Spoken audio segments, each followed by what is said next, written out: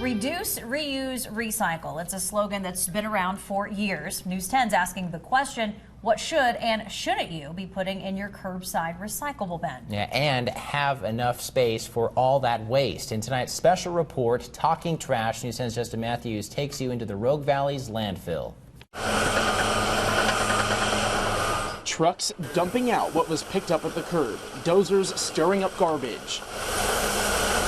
It's packed in at the Dry Creek landfill off of Highway 140. Today's landfills are not bad. They're very safe. Rogue Disposal's Gary Penning says, when in doubt, throw it out. Things like paper and food scraps decompose and create energy, which is captured at Dry Creek. Because of the degradation of waste, biological decay, it produces methane, which we're turning into energy. So landfills are, looked at in a different light. State and federal laws passed in the last 30 years have made landfills cleaner places. In John Tierney's New York Times opinion piece about recycling, he points out that there's plenty of room throughout the country to put our garbage. Local disposal experts agree and say landfills aren't what they used to be. When I was growing up, it was the town dump.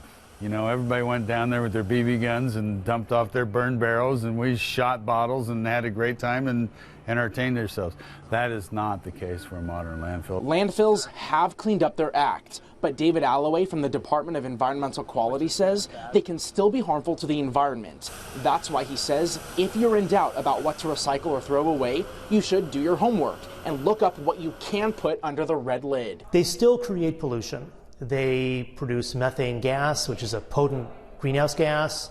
They have the potential of contaminating groundwater. And even in a well-run landfill, if a material can be recycled, it should be recycled. Alloway says the gas that escapes is 25% more powerful than carbon dioxide. If you recycle the paper, you end up saving more energy than you produce if you put the paper in the landfill and tried to capture the energy out of the methane gas. That doesn't take away from Dry Creek's millions of dollars worth of equipment. We have a pretty sophisticated infrastructure to capture that stuff so that it's not emitted into the air and doesn't increase the amount of greenhouse gases in the atmosphere. The landfill is about 250 acres. The first trash dumps began in the late 90s.